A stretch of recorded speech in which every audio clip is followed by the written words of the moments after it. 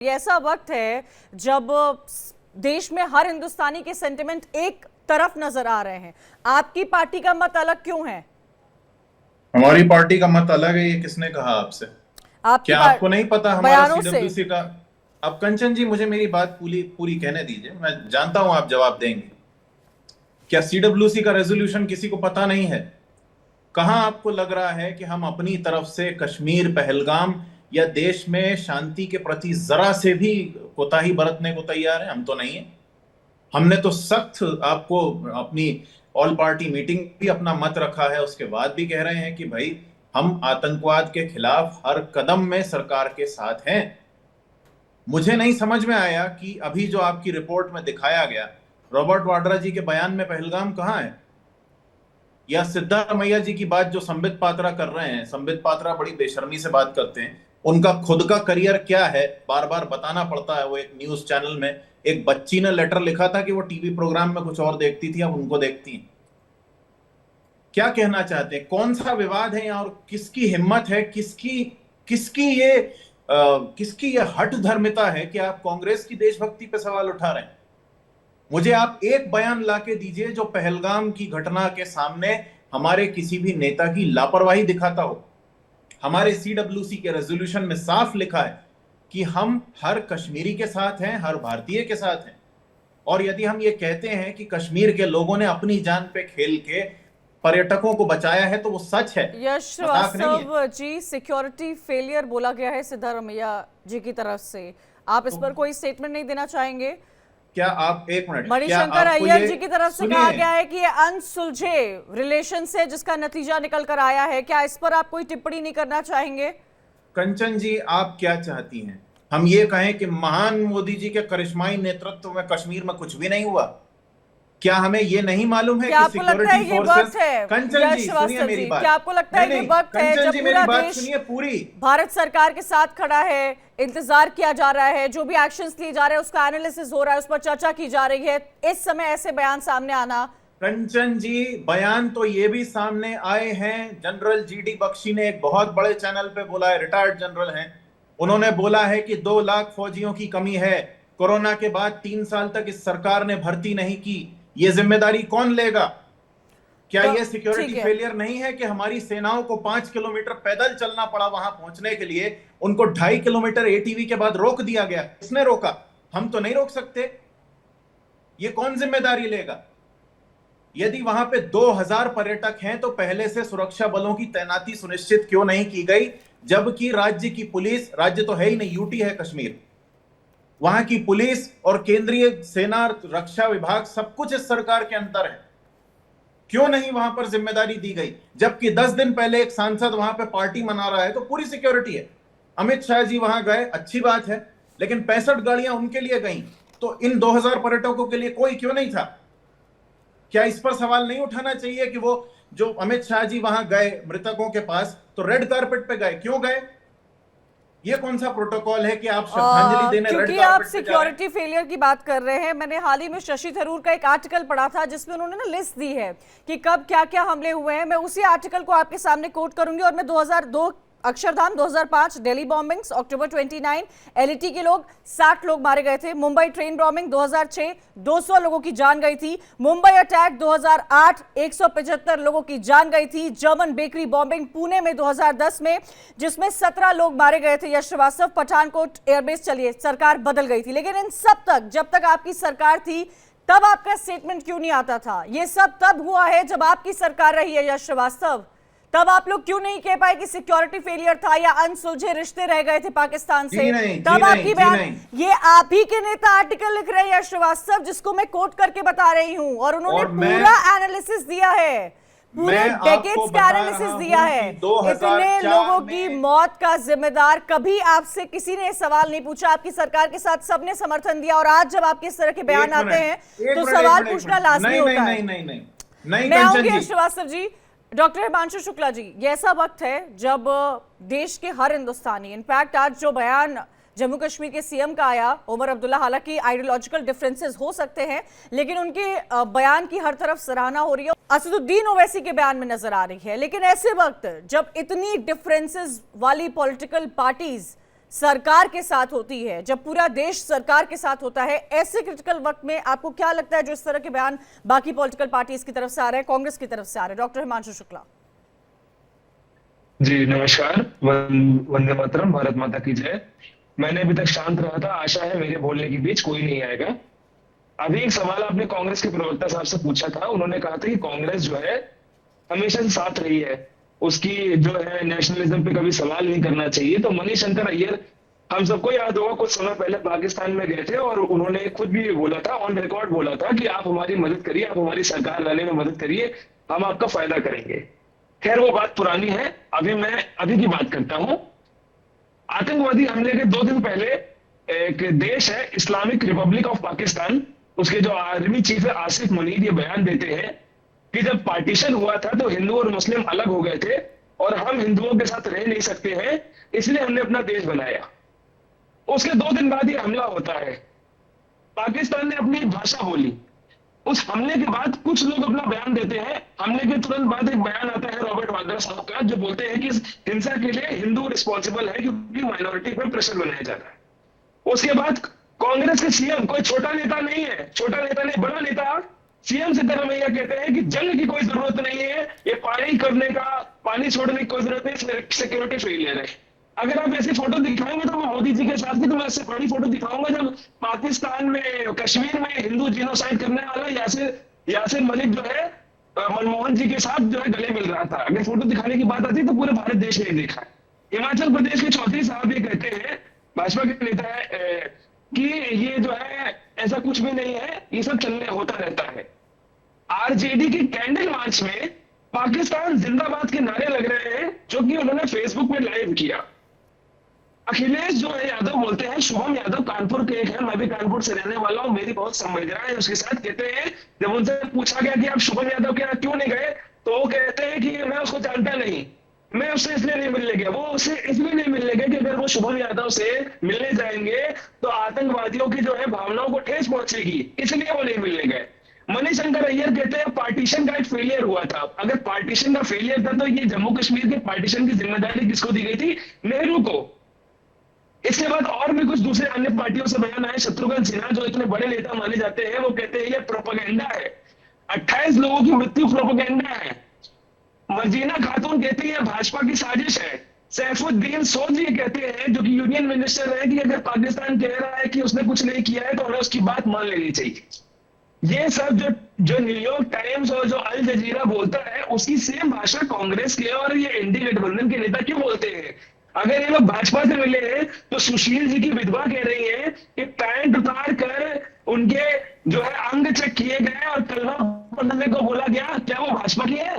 क्या lieutenant doctor Himanshu, और इसी को लेकर सवाल खड़े हो रहे हैं कि ऐसा वक्त जब लोगों को उम्मीद है कि आने वाले समय में सरकार कोई ना कोई बड़ा एक्शन लेगी और लोग इंतजार कर रहे हैं, इमीडिएट एक्शन तो लिए जा चुके हैं डिप्लोमेटिक लेवल पर जो बड़े एक्शन लेने थे, लेकिन सवाल और चर्चा हर तरफ मिलिट्री एक्शन की भी हो रही है। लेकिन ऐसे सेंसिटिव टाइम पर जब पूरा देश सख्ते में है, देश स्तब्ध है, देश को इंतजार है कि भारत सरकार का अगला कदम क्या होगा, दुनिया को इंतजार है, ऐसे वक्त में टीका टिप्पणी करना पार्टियों की मानसिकता को दर्शाता है। कपिल श्रीवास्तव जी समाजवादी पार्टी से प्रवक्ता है, वो भी हमारे साथ जुड़े हो। कपिल जी, जो हिमांशु जी कह रहे थे उसी को कंटिन्यू लेकर मैं पूछना चाहती हूं। जब समाजवादी पार्टी से पूछा गया, अखिलेश यादव से पूछा गया कि आप क्यों नहीं गए, तो उनका ये बयान सामने आ रहा है कि मैं जानता नहीं हूं। क्या आपको लगता है कि ये एक पद पर बैठे व्यक्ति का, जिसने जो एक स्टेट का मुख्यमंत्री रह चुका हो, जिन्होंने सालों साल अपने घर में सिर्फ और सिर्फ राजनीति बहुत करीब से देखी हो, उनका ये जिम्मेदारना बयान लग रहा है आपको?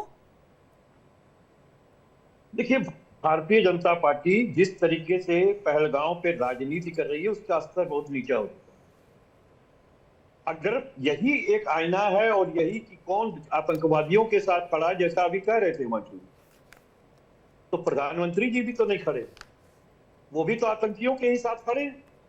कैसा स्टेटमेंट दे रहे हैं अगर आप? वो इनके ना सुन ले, पूरी बात सुन लीजिए पहले मेरी, या तो आप कहीं भी हम चुप हो जाए। मैं जो कह रहा हूं उसको कहने दीजिए, इंटरप्ट मत कीजिए।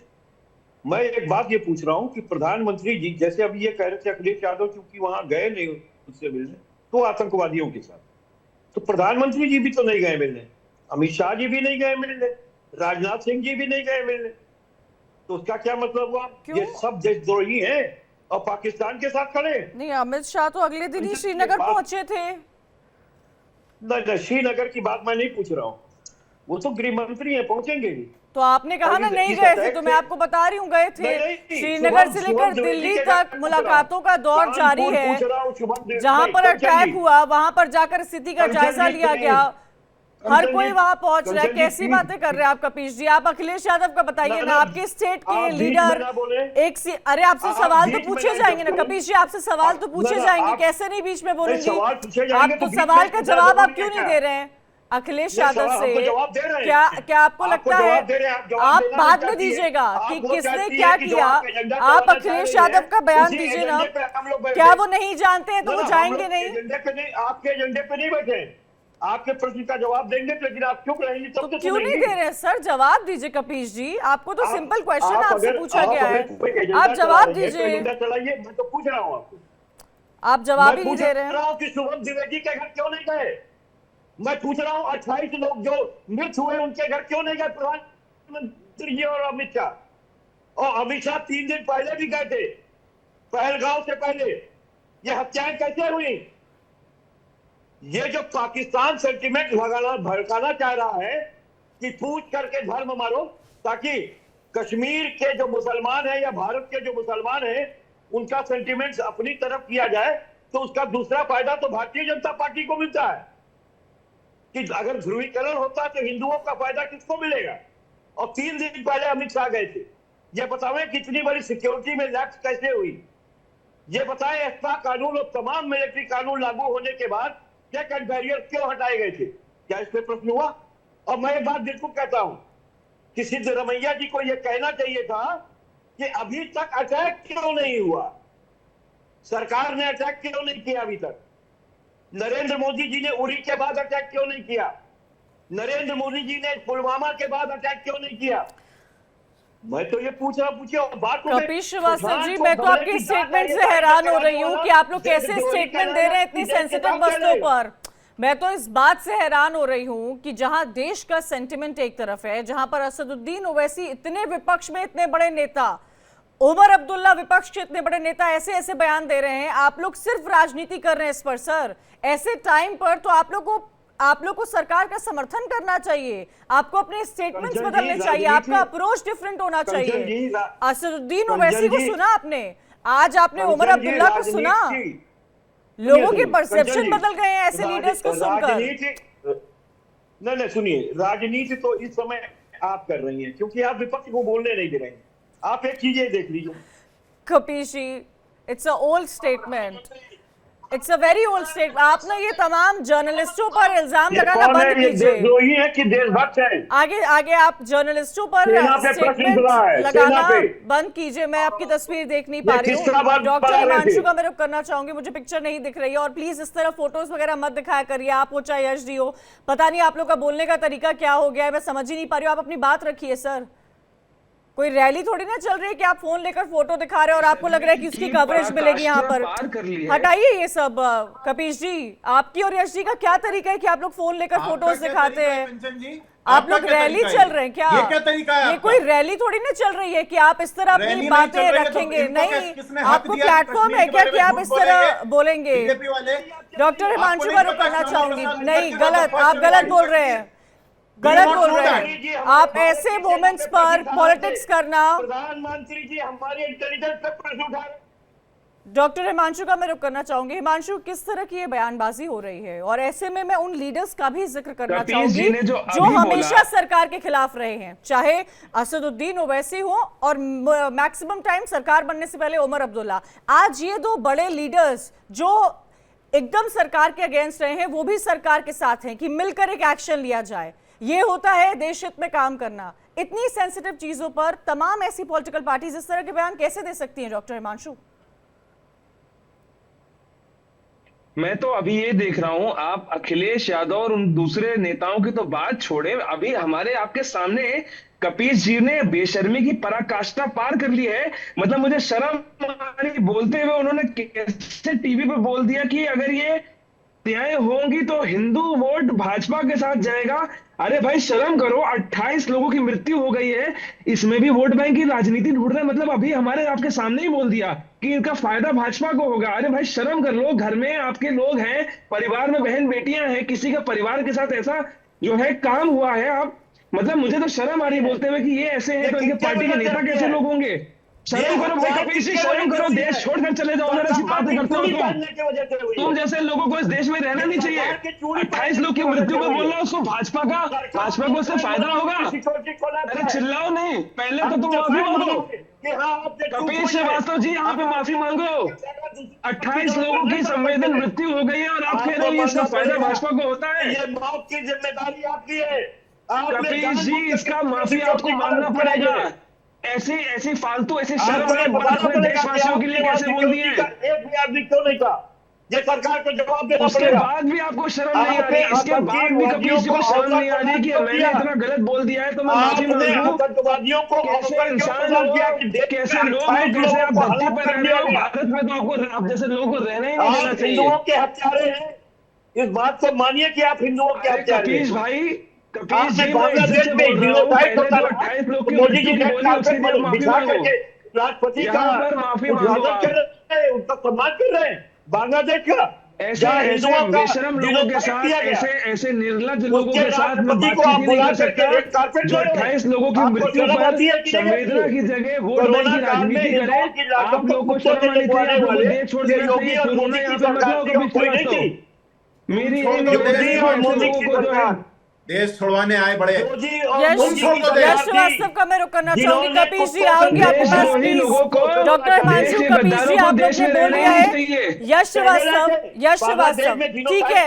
कपिल जी मैं आऊंगी आपके पास। यश श्रीवास्तव मणिशंकर अय्यर के स्टेटमेंट से क्या आप इत्तेफाक रखते हैं जो उन्होंने स्टेटमेंट दिया है? कंचन जी इस संबंध में जयराम रमेश जी स्टेटमेंट दे चुके हैं, लेकिन मुझे आपसे कुछ सवाल पूछने हैं। पहली बात तो क्या बीजेपी वाले ने जब बोला कि नेहरू जी जिम्मेदार हैं तब वो भूल गए थे, साथ में आप भी भूल गई थी कि पहले एनवॉय कश्मीर की तरफ श्यामा प्रसाद मुखर्जी गए थे? क्या आप ये नहीं जानती कि 28 लोगों की मृत्यु हुई तो सबसे पहले यही उठाई गई बीजेपी आईटी सेल की तरफ से कि हिंदू मुसलमान एंगल है इसमें? वो घटिया कार्टून किसने बनाया? बीजेपी छत्तीसगढ़ के हैंडल ने। किसने बोला कि हम कश्मीर के छात्रों को मारेंगे अलग अलग राज्यों में? उत्तराखंड में बोला गया, बीजेपी वालों ने बोला। तब क्या किसी ने बोला कि ये हिंदू मुस्लिम एंगल क्यों आया है? और यदि आपको इतनी ही आपत्ति है विपक्ष के तमाम बातों से, तो मैं आपको पूछता हूं, तारिक अहमद मीर कौन है? ध्रुव सक्सेना कौन है? इन कंचन ये जी मेरी बात को रोकिए मत, आप हिमांशु को तो बिना बढ़िए। रोके सुनती हैं। नहीं बिल्कुल नहीं, ये जो आप लोग करते हैं ना कि नहीं बिल्कुल करना पड़ेगा हमें। आप हिमांशु को तो बिल्कुल नहीं रोक रही, हमें आप लगातार रोकती जा रही हैं। ये कौन होता है किसी को देश से बाहर निकलने को बोलने वाला? इन चीजों से आगे निकलिए कि आप लोग पत्रकार को ऐसे बोलते हैं। मैंने कभी बीजेपी के प्रवक्ता को इस तरह बोलते हुए नहीं सुना है। Let me tell you this very clear. सुनेंगे भी नहीं क्योंकि आप और वो एक ही बोली बोल रहे हैं। आप मुझे लगातार रोक रही हैं, आपने हिमांशु को बिल्कुल नहीं रोका। को भी हमने सुना है, ओमर अब्दुल्ला को भी कमेंट को हमने सुना है। ये सब सरकार के साथ नहीं है। यश श्रीवास्तव, असदुद्दीन ओवैसी कभी सरकार के साथ नहीं रहे हैं। उनके बयानों की भी तारीफ आज की जा रही है क्योंकि होनी चाहिए, क्योंकि देश सबसे पहले होता है यश, और ये बात आपको समझनी चाहिए। पता नहीं आप कंडेम ही नहीं कर पा रहे अपने लीडर्स के स्टेटमेंट को, आप कर ही नहीं पा रहे। आप कंडेम नहीं कर पा रहे यश, अब तक आप नहीं कंडेम कर पाए हैं। नहीं कंडेम तो इनको करना चाहिए कि आईएसआईएस क्यों आई हमारी धरती पे, सिखा रहा है क्यों आई आईएसआईएस हमारी धरती पे, और ये क्यों गए बिना प्रोटोकॉल के चाय पीने पाकिस्तान में? आप मुझे बार बार बीच में रोक रही हैं। बोल रहे हैं इन्होंने कंडेम किया क्या? और आप उन क्लियर फैक्ट्स के साथ नेक्स्ट टाइम चर्चा में आइएगा। जब आप नेक्स्ट टाइम फैक्ट्स के साथ चर्चा में आएंगे मैं उसकी सराहना करूंगी। आज देश असदुद्दीन ओवैसी जो सरकार के समर्थन में जिन्होंने बहुत कम ही बयान दिए होंगे, उनकी तारीफ की जा रही है क्योंकि देश का सेंटिमेंट वही है जो आज असदुद्दीन ओवैसी का है, जो आज उमर अब्दुल्ला का है। उन्होंने माफी मांगी है आज, और जो सरकार के साथ नहीं है आज वो भी देश के लिए सरकार के साथ खड़े हैं।